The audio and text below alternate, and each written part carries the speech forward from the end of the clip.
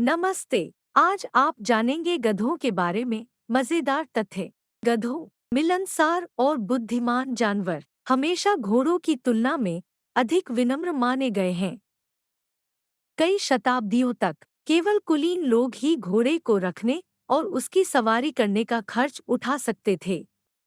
बाकी लोग बेदाग घुड़दौड़ से संतुष्ट थे। हालांकि गधे बहुत मेहनती और काफी उच्च बुद्धि वाले होते हैं। कम से कम 5000 वर्षों से गधों का कृषि में काम करने वाले जानवरों के रूप में व्यापक रूप से उपयोग किया जाता रहा है। धीरे धीरे घोड़ों, जिन्हें बहुत बाद में पालतू बनाया गया, ने अपने रिश्तेदारों को बाहर निकालना शुरू कर दिया। कई देशों में गधे व्यापक हैं।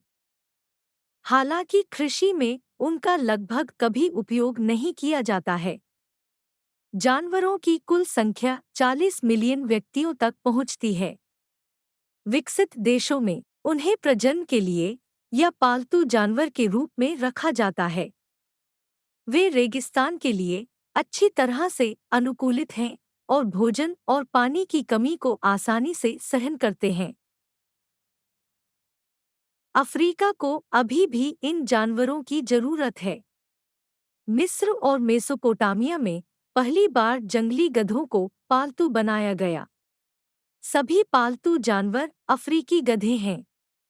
एशियाई गधों कुलों को वश में करना संभव नहीं था। पूर्वजों ने गधों की बहुत सराहना की, क्योंकि घरेलू घोड़ों की अनुपस्थिति में वे माल के परिवहन और कृषि कार्य दोनों में मनुष्य के अपरिहार्य सहायक थे। पूर्वी कथाएं गधों को बुद्धिमान और सावधान जानवरों के रूप में चित्रित करती हैं। प्रसिद्ध साहित्यकार ख्वाजा नसरुद्दीन और उनके विवेकपूर्ण साथी गधा किसी भी स्थिति से विजयी होते हैं। 14वीं शताब्दी में फ्रांसीसी दार्शनिक जीन बुरिडन ने एक गधे की छवि का आविष्कार किया, जिसे बाद में उसका नाम मिला।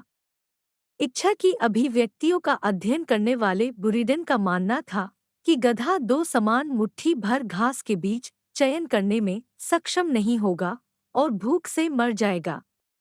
वास्तव में गधों के लिए ऐसा व्यवहार पूरी तरह से असामान्य है और स्मार्ट जानवर व्यर्थ नाराज हैं। फिर भी अभिव्यक्ति बुरिडन का गधा अभी भी उस व्यक्ति पर लागू होता है जो चुनाव करने की हिम्मत नहीं करता है। दोनकरा एक संकर जानवर है। गधे और ज़ेब्रा के बीच एक बहुत ही सुंदर क्रॉस जो अत्यंत दुर्लभ है। जंगली में ऐसे शावकों के जीवित रहने की संभावना नहीं है, इसलिए लगभग सभी ज्ञात मामले चिड़ियाघरों से संबंधित हैं। दोनकरा बाज होते हैं, यानी वे संतान नहीं दे सकते। ऑस्ट्रेलिया में 2019 की भयानक आग ने बड़ी मात्रा में वनस्पतियों और जीवों को नष्ट कर दिया। इस आपदा से पहले महाद्वीप पर लगभग 1.5 मिलियन जंगली गधे रहते थे। गधा और गधा अलग अलग जानवर नहीं हैं, बल्कि एक ही के दो नाम हैं। गधा नाम गधा से पहले दिखाई दिया, यह उनके बीच का पूरा अंतर है। घरेलू गधों को आम तौर पर उनके जंगली समकक्षों के विपरीत गधों के रूप में संदर्भित किया जाता है। प्रकृति में जंगली गधे कम होते जा रहे हैं।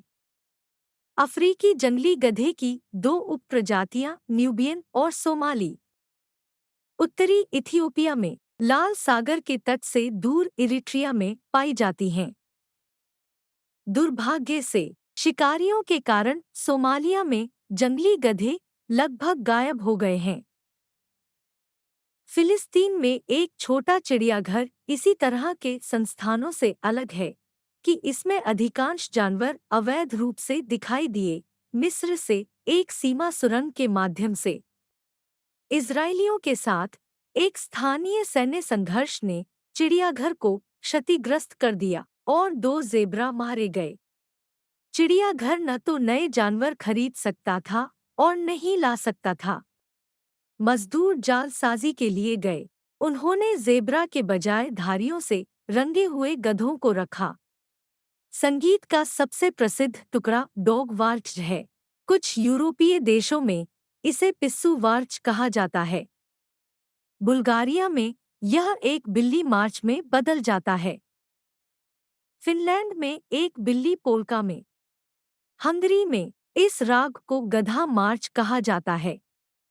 प्रसिद्ध film prisoner of the Caucasus में अभिनेता अलेक्जेंडर डेमनेको को एक गधे द्वारा संचालित किया गया था, जो 40 साल बाद फिर से सेट पर समाप्त होता है। यह रूसी फिल्म नौवीं कंपनी थी।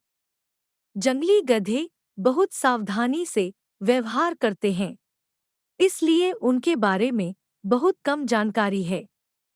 ज़ेब्रा की तरह जंगली गधे परिवार के झुंडों में इकट्ठा होते हैं।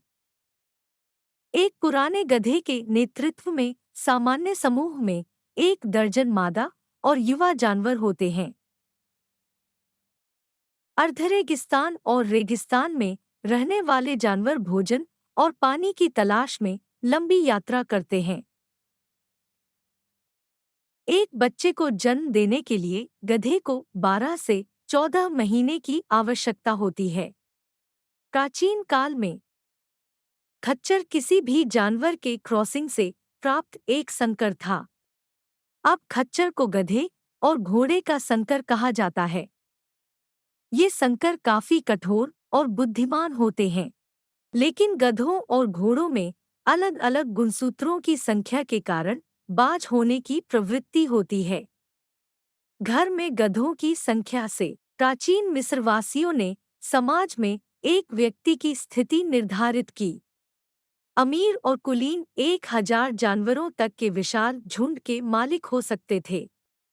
प्राचीन ग्रीस और प्राचीन रोम में ऊंट और भेड़ के दूध के साथ गधे के दूध को आहार में शामिल किया गया था। इसका उपयोग कॉस्मेटिक उत्पाद के रूप में भी किया जाता था। घरेलू गधे लंबे समय तक जीवित रहते हैं, कभी-कभी 50 साल से अधिक, और कैद में जंगली गधे शायद ही कभी इस अवधि के आधे तक जीवित रहते हैं।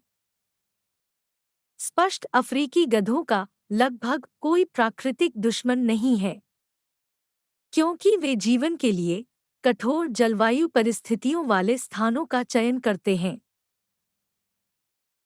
गधों का शिकार करने वाले शेर अब उनके आवास में प्रवेश नहीं करते हैं। गधों को गलती से असाधारण का श्रेय दिया जाता है।